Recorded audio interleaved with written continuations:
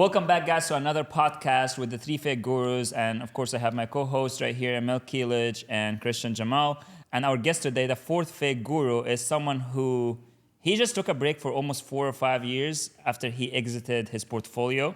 And he's back in the market right now because he thinks it's a great time to be in the market. And of course, we're not going to get into it. I'm going to make him explain everything. But yeah.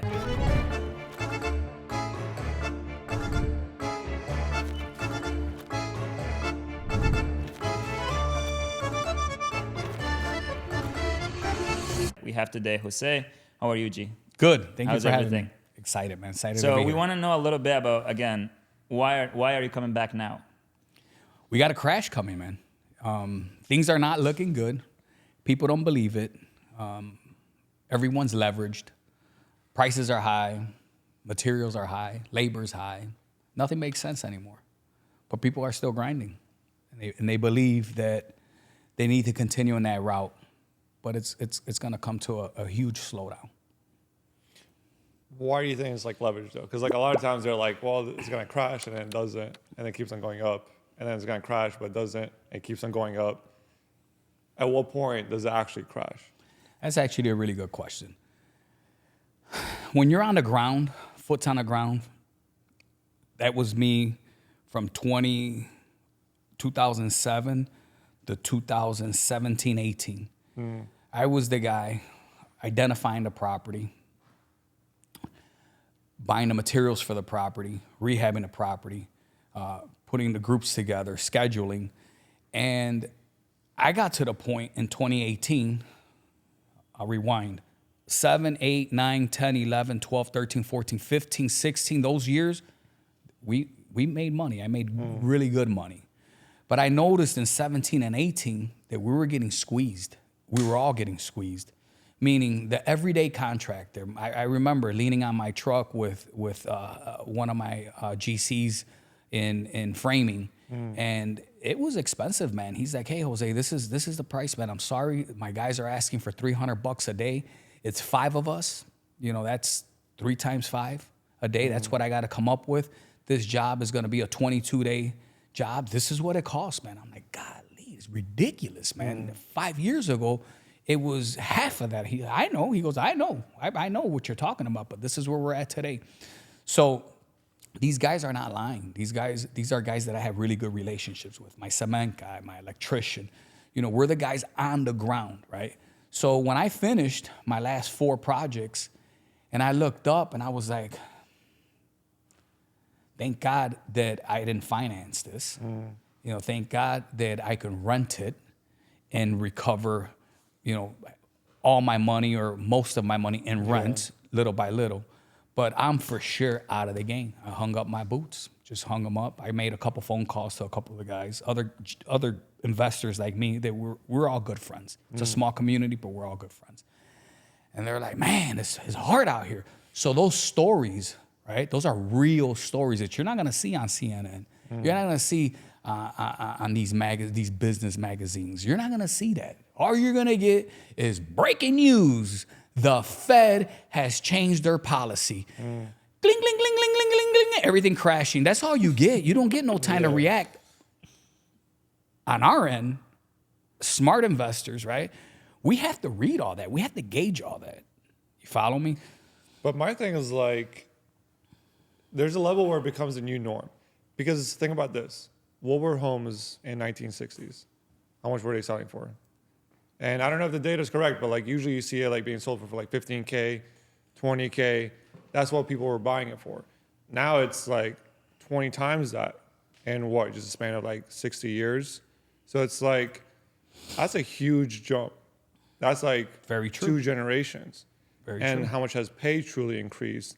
And does the pay match up right now? Because like everyone that I know, maybe it's just my circle, but everyone's making more.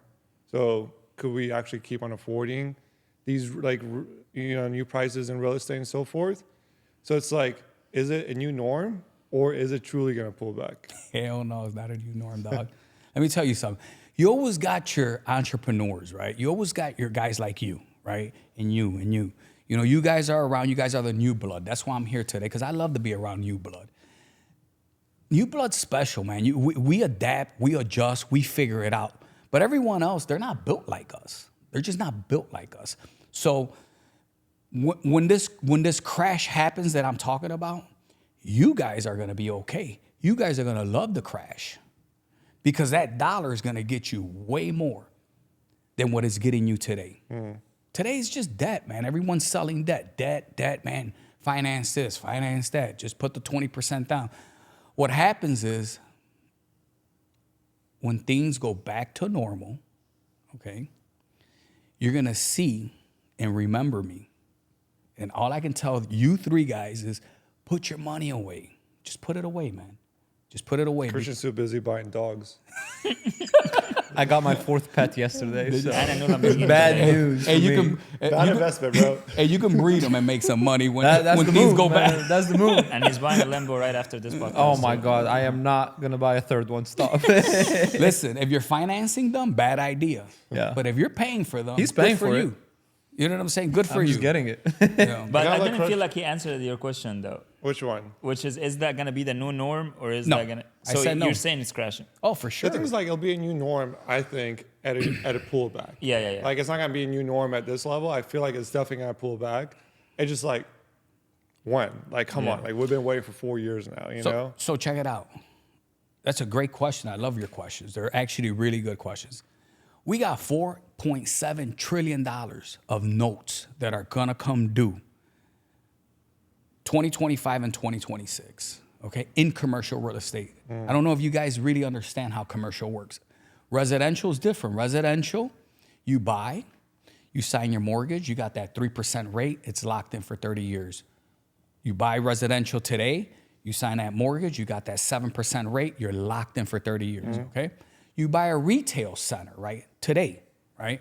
You sign that 7% interest rate, right? You're locked in for 5 years. Then you have to refinance after 5 years. You can get a 2-year loan, a 5-year loan, a 7-year loan. The biggest loan you'll find in commercial is 10.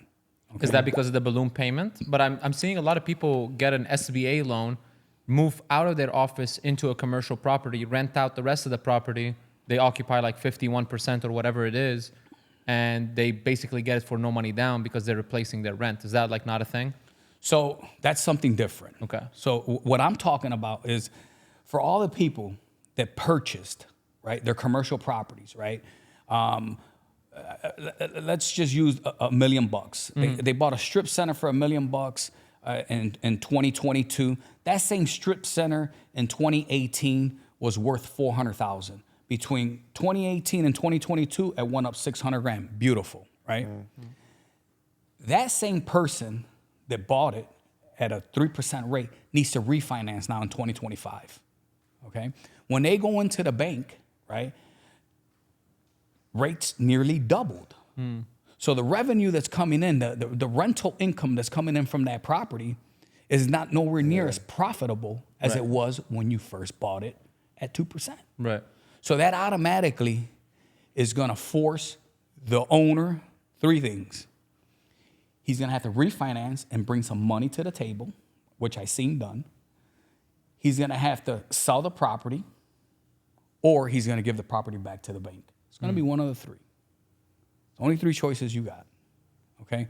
So what you're talking about is something different. Understand what you're talking about. But that is a way to acquire commercial properties, correct? To acquire commercial properties, Yes. so you could do a small business loan, but you still have to put 10% down. Correct. Yeah, you still got to put. There's no 100% finance. Got it. Although sometimes I just had a situation with Bryant, a good friend of mine in commercial, that he had a young man that had a huge contract with the military, and somehow he managed to get the 20% down on a small business loan. And I only know about it because of the huge delay that it Right. took. But these things are going to slow down. These things, I'm not saying that the problem is that you can't buy commercial property at 0% financing. Right. That's not the problem. The problem is that when these notes come due, right, you have to refinance. What bank's going to lend you money? Right. Yeah. Follow me? How did you get started into all this? What got you into real estate? Like, what did you do before you even got into real estate? Good question. Good question. I did a whole lot of things, but I'll start from the age of 24. Age of 24, I worked at. I graduated from U of I, and I got my economics degree. And I came down and I got a job with Sherwin-Williams, it's a paint store. And I trained for a year. A year later, they gave me my store. I walked in. Assistant manager that was there says to me, "Congratulations." I'm like, "Thank you. How long you been here?" 27 years. I'm like, "Why aren't you the store manager?" He's like, "I don't want the extra quarter they're paying you." I'm like, fuck. I went into my office and I just sent my resignation letter. Damn. It'd be like that. That's crazy. That same day, they were super upset at me because that was my first day at the office. And back then it was fax, right? No email. So I realized, I'm like, man, there's more out there. What was I gonna do? I wasn't sure. I wasn't sure, but I knew that if I focused my time there, that I wasn't gonna be able to explore. So my father would always tell me, "Son, get into real estate. Son, get into real estate. Son, get into real estate." Was he into real estate or not? He was, but he Because wasn't you know into. foreign parents, they tell you do stuff that they never did. Yeah, so my father was old school, man, factory worker, hardworking, and he was into real estate. He bought his 7 or 8 properties in his career, and I learned a lot from him, not knowing that I was learning. So when I was older, he was like, "Son, get into real estate." I didn't understand that you made really good commissions, and I just didn't get it. But when my back was up against the wall, I went to real estate school, and fell in love 2 days in. 2 days in, I'll never forget. I was like, I'm in the office. I'm at a Remax because my father knew the owner, and I'm like, "Hey, how do I get paid? How do I get paid?" And they just started laughing. Tom, Chepo, because they call me Chepo. That's my. He's like, "You get paid 2.5% right here. You see that percentage by the price." It's like, "I get paid $6,400 if I sell this property." He said, "Absolutely." I took off from that point. I mean, I was gone. Once I understood, once I understood, I was like, wait a second. And I just took off. I was a really good salesperson. Really good. I was really good The at it. first year, how much did you make in commissions?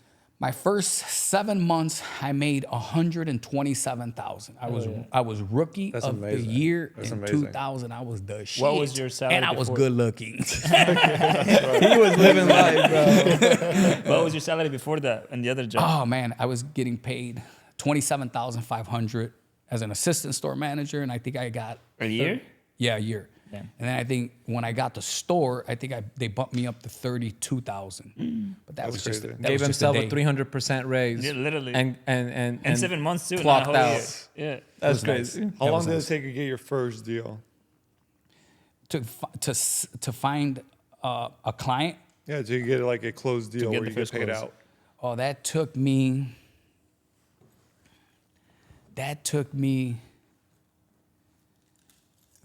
about 6 weeks.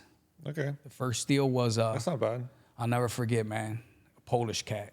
I flipped the building on his ass. He was pissed. To this day, he was pissed. Anyways, make a long story short, I called my stepmom up. I'm like, "Hey, there's a fucking deal. It's $199,000. I could sell this building for $260,000. And she's super cool. She didn't ask me out. She didn't ask not once. She said, "Okay." I go, "Okay, we'll do it." She goes, "Yeah, okay, cool." I was like, I signed it, sent the contract over, and we closed the deal. And the day of the closing, Andy's his name. He's like, "Hey, Jose, what are you gonna do with the building?" I'm like, "I'm gonna sell it." He looked at me and he was like, "No one has ever flipped a building on me." And I was new. I didn't understand why he was saying that because I was new. But I also knew that it was worth $260,000. How'd you know though? So you got to study markets, right? So anything that you do, you got to study, right? You have to be a student of whatever you decide to do, right? Exactly. So I decided to study this particular neighborhood called Humboldt Park. And I just studied it. And there was this agent by the name of Arden Fowler, who was a beast. He was a killer, man. He had every listing in there. And Humboldt Park was a Puerto Rican community. Okay. And so I just decided that I was going to study Humboldt Park. And in studying Humboldt Park, that deal came up, but I didn't have any money, right? So that's where I decided to go into partners with Aide, and we sold the building, and we got $17,000 a piece, clean. After, and it took me, I think, 30 days to sell the building. 25 days, I sold it to a loan officer. That's amazing. Yeah. So that was my first deal. Because the thing's like it's scary because like people get into real estate and then they're like, oh, this is a good deal because maybe they found it like on a website and it's like who did their research, and like it's always scary because like you really need to know your market. That's why I kind of asked you like how'd you know it was worth 260? Because like if you ask me personally, like this house, like I don't know what it's worth. Me neither. Honestly, what's it even worth? Because it's worth whatever someone's willing to pay for it. Right. But it's like you get into these deals and you don't know if it's gonna flop. You're right. And it's like, how do you truly do your research? And I think my best way would be like finding like similar properties that sold for that amount and kind of basing off of that. That's absolutely But like the correct. one-offs, it's so hard to get into those. And like I know a lot of people that got burnt because of that. It's like a one-off, great opportunity. They went in and they sold for a loss after like a year, So like for like novice real estate investors, what would you tell them to do? Because like everyone tells us to get into real estate. Like our accountant tells us like buy a building, buy a house, do this, do that. What do you recommend for someone that never invested into real estate yet? So you have to find a really good realtor, and that's really hard to do. Realtors are a dime a dozen, man. They're all around. They're everywhere. Everyone's a realtor. You pass 100 questions, you're a real estate agent, beautiful. You pass another 100 questions, you're a broker, beautiful. But to find a really good realtor, someone that's passionate, someone that listens to you, someone that understands that the deal they put you in, they have to be able to get you out of. You follow me? Now, if there are any policy changes, right, then they're it's fair game for everyone. There's nothing we can do about that. We didn't know that the interest rates were going to go to 14%, although I know they're going to go to 14%. So you just need a good realtor. You just need a really good realtor. You also need to do your own homework. You don't want to be a complete novice I'm a novice and I'm going to completely depend on a realtor. But, nowadays you have technology, man. What are the top 10 questions to ask a realtor and how should they respond back? You follow me? And, we didn't have that back. We didn't have the technology you guys have now. Man, you guys ask one question and boom, here it is. This is what but if you're asking me personally, you need a good realtor, someone that understands the market and understands what's going on, understands your personal needs. I like that. How So did you? go ahead. No, I want to know actually about like before that. So you said you're gonna start at 24. What was before 24? Before the age of 24? Yeah. So before the age of 24, I was at U of I. So I went to U of I at 19 years old. I went to Roberto Clemente High School. And That sounds so Spanish. yeah, You said what the Clemente? Roberto Clemente High School. He's a Puerto Rican Bro, you baseball gotta player. teach us in Spanish. Are Yeah, you Puerto yeah. Rican originally? Yeah. A Puerto Rican and Costa Rican both. Got it. Yeah. Okay. So I went to Clemente, and in Clemente, I got into U of I. I'm really lucky. I got into an affirmative action program. And I made it down to U of I, and from that day on, my life changed. I would call my friends up, and I'm like, dude, bro, I'm in 90210. You remember 902? Well, you guys probably don't. You guys were babies. But I'm in 90210 right now, and I really was. So Did anything happen in your childhood that were like for example, like we had a couple of guests that were like, oh, when we were young, we were selling booze, we were cutting hair, we were doing this, we were doing that since they were young. They were hustlers and stuff like that. I don't like. Is that like something that happened to you as well when you were young, or you just started entrepreneurship just because you got into it after like you got your license? Oh no, man! I was always a worker. So not an entrepreneur, but my first job was at 14 years old at the YMCA. At 15 years old, I got a job at McDonald's. I was there for a year. At 16 years old, I was at Handy Andy, which is now like a Home Depot, and I was there all the way through.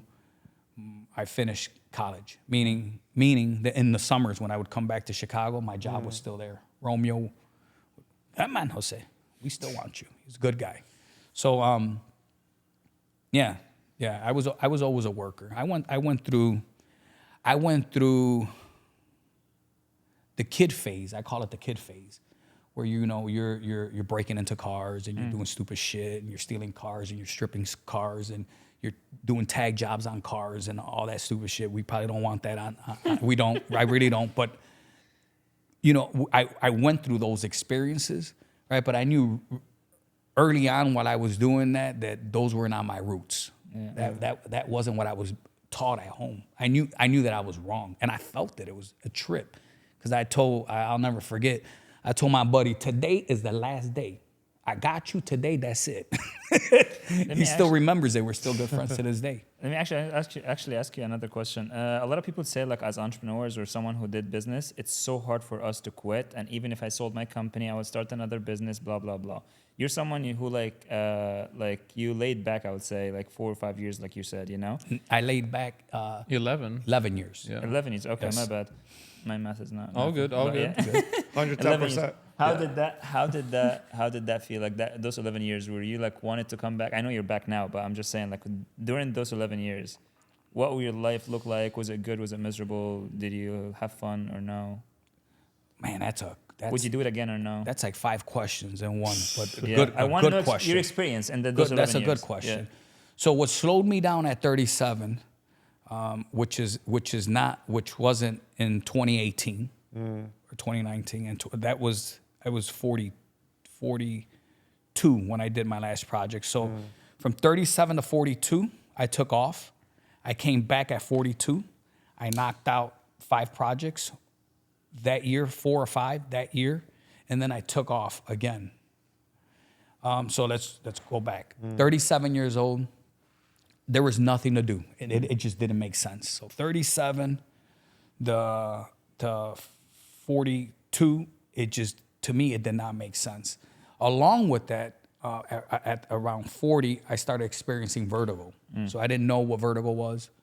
Make a long story short, macho, really not expressing with the family what was going on.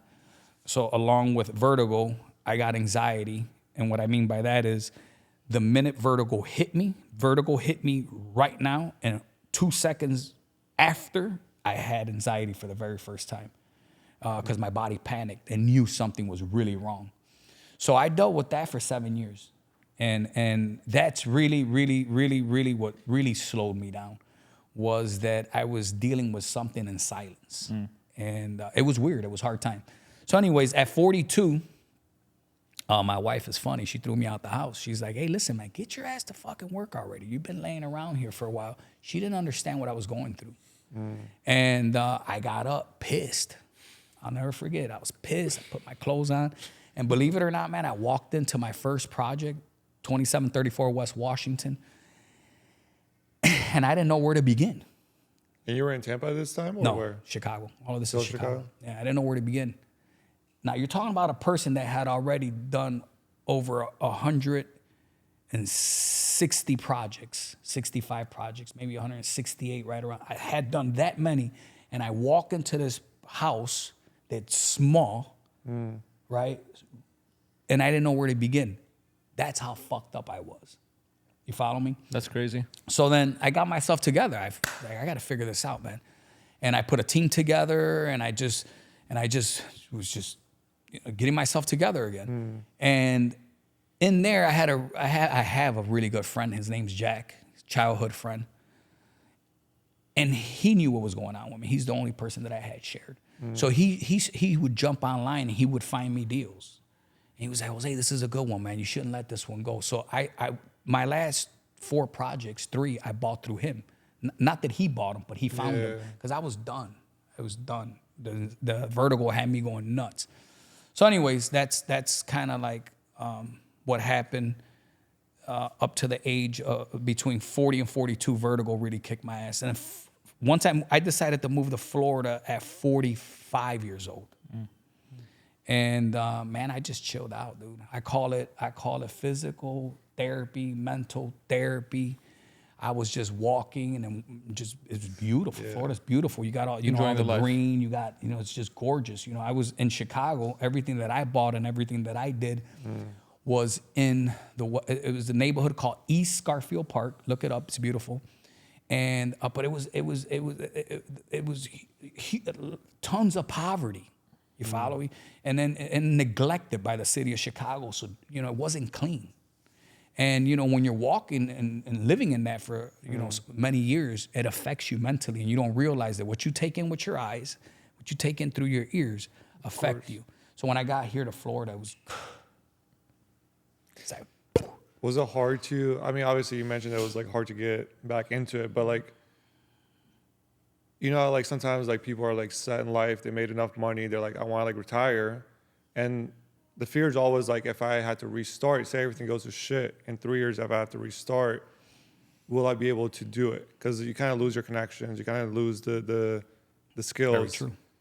Do you feel like that affected you, or was it just the vertigo? Like, imagining you didn't have the vertigo, would you be able to jump back in like this after like 3-4 years? So, good question, real good question. So my feeling lost was that moment when I walked in the house and I didn't know where to start. It was maybe 20 minutes, 25 minutes. It wasn't a huge period, you know. Yeah. When I walked out of there, I just got on my phone, started making phone calls and, you know, connecting the dots again. And you know, I was able to get it together fast. And the reason that I was able to get it together fast was that I never burned bridges. I always had, I always paid my contractors. You know, I have relationships now today, guys, I can call up right now and get a $15,000 garage done today from this Polish guy that I never met. But if I call him right now and I give him an address right now and I'll put it on speaker, he'll say, okay, address, yes, okay. I call you back, tell you what day I'll be there. Okay, done. And he knows that he can go to the office and pick up a check. I never met this guy. You follow me? So when you build those kind of relationships, right, and you pick up the phone and you call, they'll pick up and they'll respond. And I think that was my good fortune, was that I always laid, you know, 100%. Positive good seeds. I feel like those two things that you're breaking down, which is like number one, like always pay your debts in a sense. Whether it's a financial debt or like a favor debt, like whether someone sends you business, sending them business back. Yeah. If someone gives your project done sooner, working with that person again, XYZ. I feel like that's a huge lesson for like all the entrepreneurs watching, no matter what industry you're in. Correct. And like the second thing, like when you stopped and went back into it, I feel like 90% of success is showing up, 10% is being good. Like showing up and actually doing the work instead of thinking about doing the work. I always say that working for 2 hours is better than thinking about it for 8. So all day long, that's for sure. So yeah, that at the end, like you can always think about your business, but whenever I feel like people that get stuck, especially like at that phase, like you broke out of it fairly quick because you went out of the house and started doing dials. Most people, they get stuck in that house, dude. You're right. Most people, they get stuck there and they think about it and then they go watch 20 YouTube videos and should I change my kitchen or should I redo the toilets or whatever it may be. And then they never actually end up doing anything. They never end up calling anybody. And then they say real estate doesn't work and they blame the model. Right. What do you say to those people? So, you know, this is not for everybody. You know, entrepreneurship is not for everybody. As I was coming here today and I was walking out of the office and I'm bringing it up because it's exactly what you just said. I was talking to one of the young ladies at the office and she says to me, Jose, today you just have to be very, very, very dumb. Just be dumb. Don't think so much. You think your brain ruins you. And she's right. My success was I didn't give a fuck. I was gone. I woke up at 6 a.m. and I didn't get home till 1 or 2 a.m. every fucking day. Married with kids. That was my life. I was. Bro, you didn't see your kids at all. So that's not what I said. What I said is that my life, right, was business, man. Of course. I was on the fucking streets. You don't make money in the house or in the office. Now, if my daughter has a baseball game, am I there? Yes. 100%. You know, did I coach her team for 7 years? Yes. You know, now, was I a good husband? Probably no. I was a great provider, but not a good husband. You know, so I thank God today that I still have My wife, because I know, you know, what an entrepreneur, I don't know if that's the right word. I know what a person that really doesn't think much and you just hit the road and you gotta go and you're just trying to go get it. You know what I mean? Not everybody has that in them. So what do I tell them guys that wanna blame their lack of success on real estate is, man, give it another shot. Yeah. You know what I mean? Just give it another shot. Don't give up. I feel like That's all I can tell you. I feel like people, especially like in like the position that you were in, especially when you first start making a ton of money, you feel like the way you can provide the best is by providing finances, and especially like someone that is being like a family man. I feel like that's something that I'm starting to learn now. Is like people around you are not around you for the money you make. You know what I Right. mean? Like Some they're around- people are. Some people are, but the people, You're right, too. the people that deserve you are the ones that are there, whether or not you got it. And that's the thing is like, is it better sometimes to be like present, or is it better to provide more? So like this is like some of the dilemmas that I'm always like thinking about. So it's interesting that you put it that way, because like it sounds like you were present for some things, but you were also very focused on the business. But the problem with that is most people think that it's just to make more money. But like as an entrepreneur that does well, the game is more addictive than the money. That's like correct. you winning that firing of dopamine in your correct. brain, like you closing that deal, 100K getting wired into your account, whatever it is, feels way better than spending the money. Money stopped making me excited a long time ago, man. I don't do what I do for money anymore. But you're right. You hit it dead on the nose. You're right. I do like that you brought that up, because like my thing is, I'm always like, I need more money because I feel like it's not enough. You do. You're young. Just because like, you know, you're fearful of like everything going to shit. You know, what if everything goes to shit like 2007? What if everything goes to shit with the online space? And my thing is like, I want cash grabs so I can get as far as away from losing everything. And even if I do lose everything, like I'm sitting on a good cushion. The problem is the cushion is never cushiony enough, right? You're always worried like, I have 2 mil. No, I need 3 mil. And then it's like, I need 4 mil. Like how deep is that cushion? Now talking about 2007, I feel like that was a pivoting point for you, you know, because we were talking earlier. What kind of properties did you own in 2007? How much did you lose, if you want to share that, or did you win? And how did 2007 change your life past that? Gotcha. So 2007, I wouldn't say that I lost any money. The reason that I say it in that way is that the only thing that I lost was the value in my portfolio. You follow me? But that money was really never there. Right. You follow me? Meaning that the only way I can cash out is if I sold before the market crashed. I wasn't not planning on selling. So when the market crashed, my reality was it's not worth 6.5 mil anymore. It's worth 750, 800, maybe 900,000. But you can or you can give all these properties back to the bank the way everybody else is doing, because everyone else was doing that. You can give all these properties back to the bank, or you can continue to rent them. You can continue to work for free at a loss and just be responsible. You know, just do the right thing. And that's what I decided. I just held on. What kind of properties did you have at that time? So Was at it that commercial? time, it was mainly 2-unit buildings. Probably had a couple single families, and I think I had my first 9-unit building. Wow. Yeah, in that portfolio, and but I was just getting started. You know, I was just getting started, and that's when I realized in 2007 hit, and you know everybody talks about the crash was in 2008, and you hear some people say 2009, right? No, it was 2007. Okay, it was late in 2007. This is why. Not on the news. The news was 2008. Okay. Yeah. The Federal Reserve changed their lending guideline in 2007. I was sitting in front of my computer. I owned a company named Dream Mortgage, and I opened up an email and I seen that the guidelines had changed. And I was like, get the fuck out of here. they're saying that I can only loan money to someone if he has one blue eye, one yellow eye, one big ear, one short leg, one wide arm, one dark arm. And just the guidelines were ridiculous, Yeah. right? There was no way, and you know that I'm not lying because I read that email, right? And then we seen what happened after that.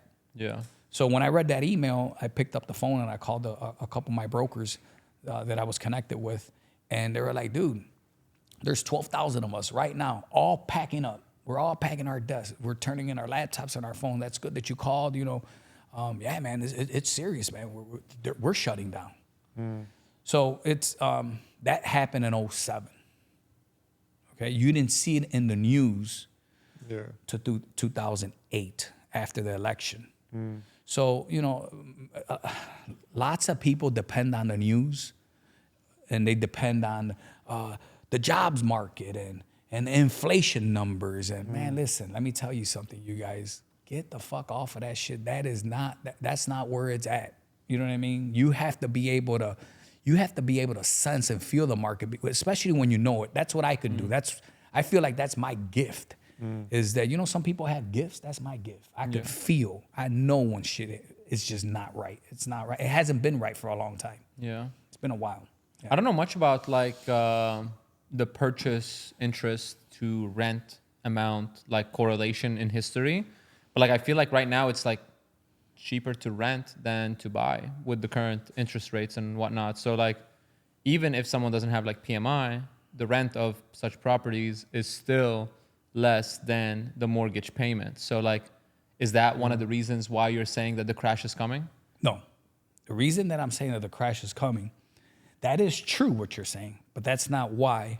I haven't seen that before in the timeline of history, but I'm younger, so I don't know much about what was going on in 07 and whatnot. So if you remember when I said earlier that people that got their 30-year mortgages are safe. They got their 2% interest rate, they got their 3% interest rate, right? And then, so they're locked in for 30 years, meaning it doesn't matter what happens, right? They're straight, right? The problem is real estate investment trusts, private equity firms, hedge funds. They gather all this money, right? And they spend it all in commercial real estate, right? For fees. They make money. They make a killing on fees. I don't blame them, right? Yeah. They got to make a living, right? When these properties have to come up to get refinanced, okay, that cash flow is no longer there because the rates are not 3% anymore. They're 8% now. They're not 4% anymore. They're 9%. You follow me? And we're heading in that way. I remember 2020, I moved here. 2020, I was talking to my brother. I got a younger brother who works for Pulte Homes. And man, dude, he was selling 12 houses a month. Hotcakes. That's crazy. One every 2 days. Yeah, he was killing the game.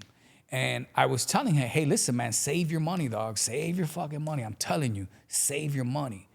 Rates are going to go up to 7% within the next 3 years. He looked at me. He goes, bro, get the fuck out of here. Just like that. I'm like, Daniel, I'm telling you, save your money, dog. I'm telling you, I've been here. Shit's not right. Trust me. So make a long story short, now he's like, bro, how'd you know that? And it's, when you live things, when you've been, when you go through things and you live them and you experience them, you know what's going on. You understand the game. And right now we're in trouble because the Federal Reserve is the one that really controls us. And it's a private owned company. We all know that. So, 100%. We're in their hands. Tomorrow, if they say rates are 14%, it doesn't matter what you think or what I think or what you thought. That's what it is. Bye. Good luck. So Figure it out. What do you recommend doing for the next, 12 to 24 months? In what?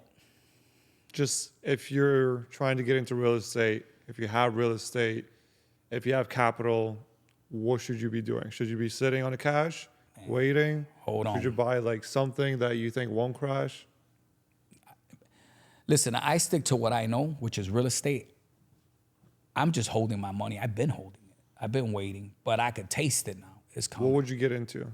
Say all crashes, what would you buy? I'm buying multifamily. Okay. To me, everybody needs a place to live. And if you buy, but I'll buy anything that makes sense. Sure. You follow me? So for me, I'm a numbers guy. So anything that has cash flow and makes sense, that's what I buy. I'm not too picky, but homes, right? You know, units, apartments, right? I'm really good at that. I really know how to make an entire building become a family. Nice. And when you do that to a building, right? That's where you get your retention. That's where you get where I ain't leaving my apartment. I love my apartment. You follow me? So, you know, I have a skill in that. And I would execute in that. I would love to, you know, see, you know, a 150 unit portfolio that was worth, you know, 22 mil that I could pick it up for 4 mil. I'm in. I'm gonna slide right in. You follow me? What do you recommend? Do you recommend getting investors, a loan? Like, what would be the best path? So I've never, I shouldn't say never, but I really never had partners. Okay, I've had partnerships.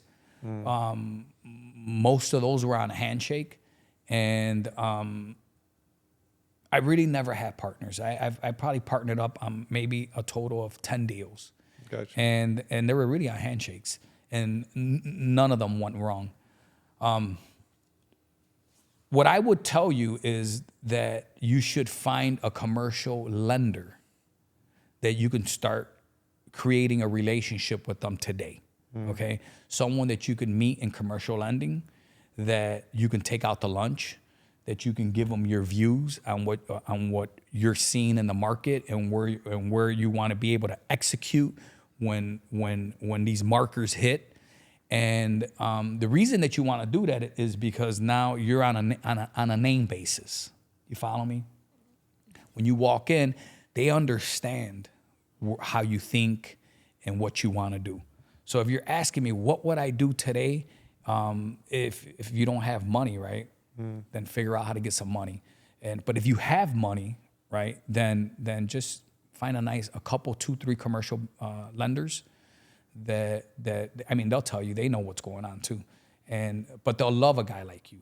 And you guys walk in, you guys are young, fresh, you know what I mean? Hey, we don't want to buy now, but we know that these $2 million deals are going to be going for about $400,000. That's when we want to slide in. Are you guys okay with that? Absolutely. First thing, how much could you put down? I could put 50% down. Come on in.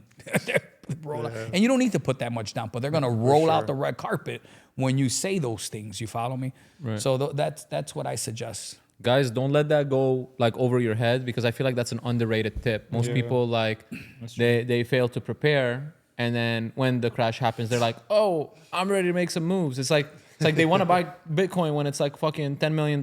You know what I mean? And it's like too late, you know? So that's like a very, very, very underrated tip. And I feel like not a lot of people would tell you to go do some like legwork and grunt work to actually build relationships with people that you may never use. But in case the situation did arise where you wanted to use a person like that, having them on a first name basis, I feel like is a game changer. Yeah, it is. And for the new company right now, what is the purpose and what exactly are you trying to help? Like, what's your ideal customer look like? So my niche is between $1 million and $15 million. So sellers that are looking to sell between 1 million and 15 million. I Commercial really don't. or residential? Commercial. Commercial. I'm really not looking for buyers because he's not gonna like me. Buyers are not gonna like me because I don't think you should buy. So you're not really gonna want to buy with me unless you have a business plan. Like, hey, listen, you don't understand. I need an industrial space for this reason. If it makes sense to me, then I'm on board. If you want to jump in because I forgot what you called it earlier, I'm not your guy. You follow me? I don't think you should buy, period. That's how I feel. So my niche is between 1 to 15 mil. And the reason that I picked that niche is that, like I said earlier, these hedge funds, these real estate investment trusts, these private equity firms, they're you know, they're the big dogs, man. They're spending other people's money for fees, right? And when things go south or north or whatever you want to call it, right? Then all they're doing is just making phone calls and say, hey, I'm sorry for your loss. You know, I'm sorry that the stock went from $800 to, you know, $30. You know, there's nothing that we can do, you know. And while the families that own property between $1 million and $15 million, those are the ones that I want to help. Like, hey, get out. Get out, man. It's high. Sell. You don't got to sell it all. Yeah. But sell a third, sell half, but sell. Get liquid. You know what I mean? So when the shit hits the fan, you know, you can come out. I want that one. I want that one. You know what I mean? You can come out guns blazing, but you can't come out guns blazing when you're drowning and you're trying to go get refinanced and that's not working. And get out now. So, you know, I'm not doing it. I just want to position myself. I see it coming, and I want to be there. You follow me? And honestly, I feel like I'm going to represent a ton of banks. If you ask me, I feel like I'm going to represent a ton of banks. If you go, my website's not open yet, but I'm getting my testimonials, and it's super cool, man.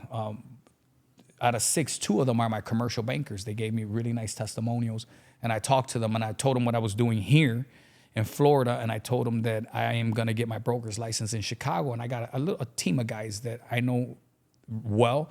And I'm like, hey, listen, man, if the shit hits the fan, would you let me represent you guys? And absolutely, I was like, absolutely. I mean, we're not heavy in bad commercial right now because the bankers that I use are really smart. You know what I mean? They're really smart guys. They're, you know, my main bank, it's a family-owned bank, and I know the owner, and we're good friends.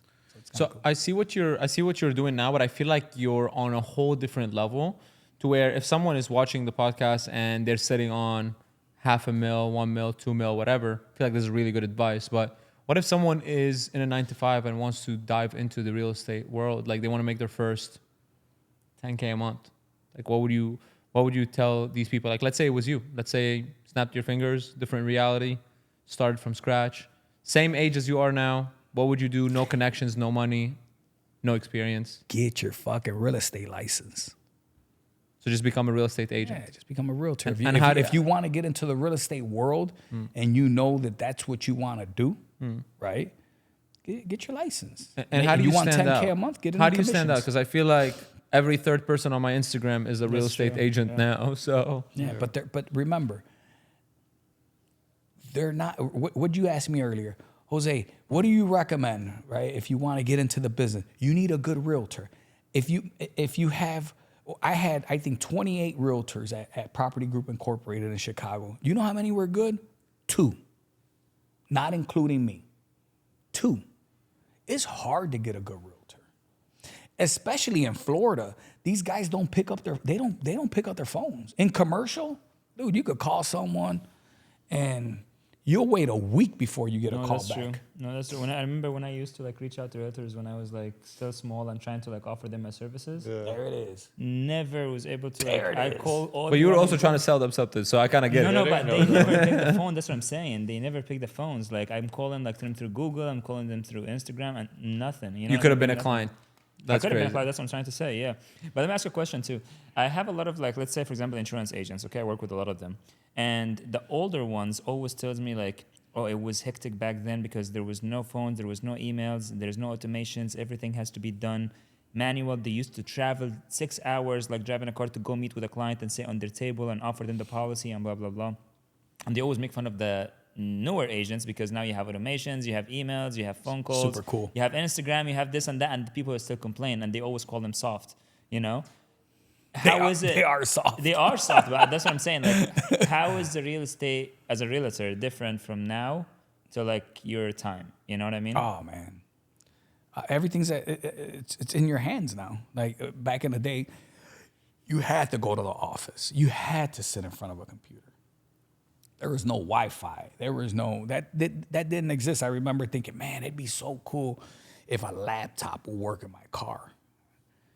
I remember, thinking, something so simple. Mm-hmm. So, nowadays it's all there. Back then I got to send a contract over, right? I had to go to the office. put it on the fax machine, right? Hit start, right? There it is, man. That took an hour, what I just said, right? Because I got to go to the office. I got to get up, right? Today, yeah, no problem. I'll resend it. Open up your phone, click 2 buttons. Shoo.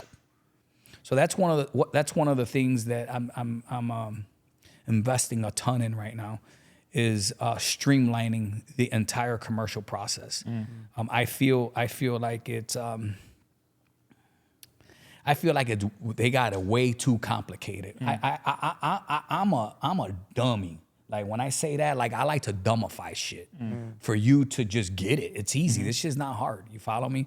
So those are the things that I'm doing. Is I'm You looking to keep streamline saying this. There you had 22 realtors, only 2 were good. If me and him just getting into real estate right now, we both got our real estate license, what makes me good and what makes him bad? I would be good. He would be bad. What makes me good and what makes him bad? So The fact that you say blah, blah, blah, bro. hey, that blah I blah didn't blah say it shit once. is fun. Yes, you did once. I I counted. do love that blah blah blah shit. I did say it once.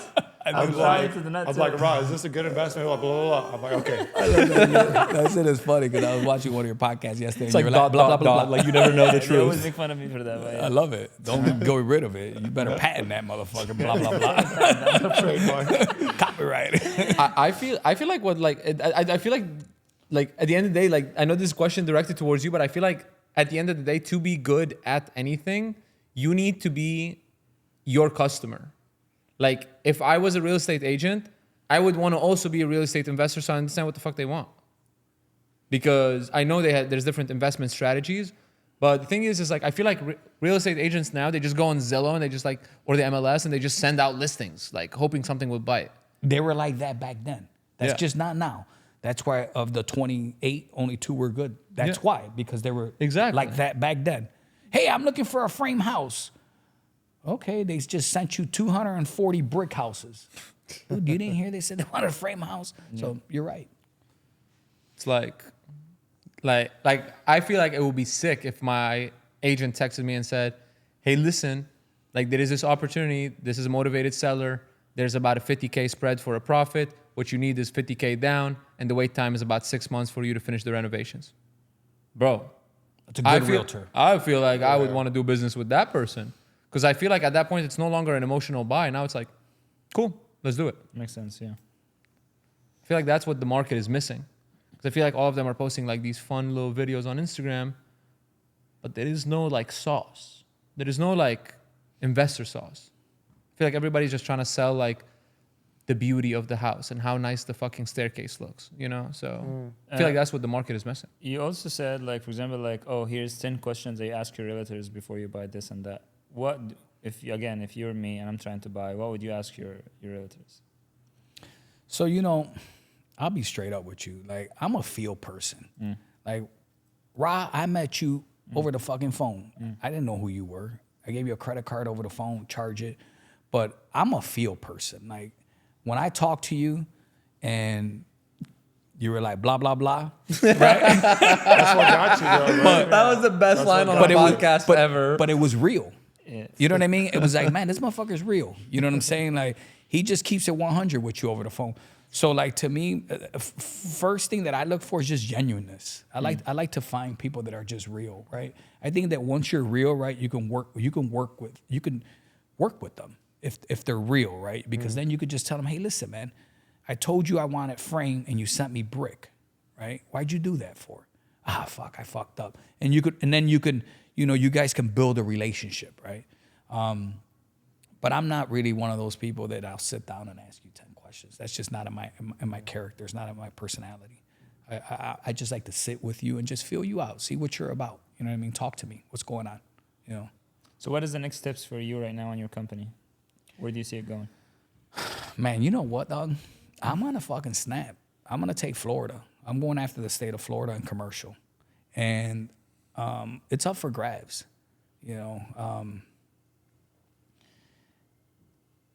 Florida's going through a huge change, and what just happened with these beautiful low rates and all that. You got to figure out, how to put yourself in to something when there's an opportunity there.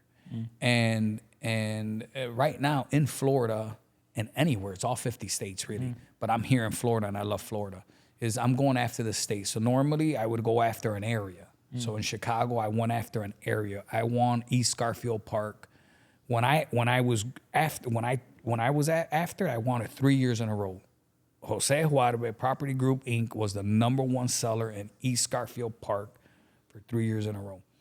Then when I closed PGI, then the person that I gave my book of business to, they won it for 1 year, for the next year.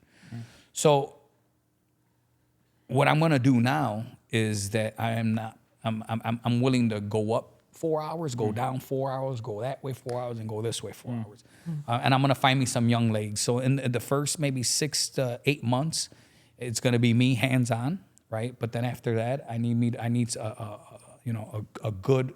I need a team of 4. I'm not looking for a big team, just a good team of 4 or 5 that are 2 guys or girls that I can send out, and they can close the deal. They can get the listing. So that's what but I'm going for the state of Florida. When you ask me, Jose, where are you going? I'm going after the state, and I'm gonna get it. My man, I know what you got to do. I appreciate you being on the podcast. Thank you for having me. For real, like I feel like you were one of the most like straight up and genuine guests that we've had. Like there Awesome. was like no fluff.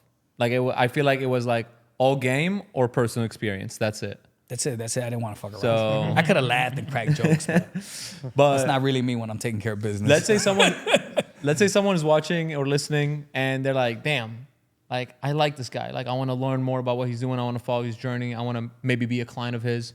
Like where can people find you? They can go to Jose at caprateteam.com.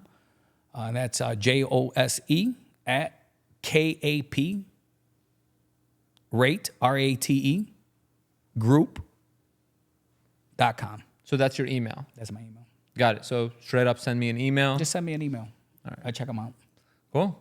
All right. Well, I hope you guys enjoyed the podcast. If you enjoyed these types of conversations and you want to see us talking to more guests, learning about their story, learning about things that I didn't even know about. So That's cool. Smash that subscribe button, hit that like, and we'll see you guys on the next one.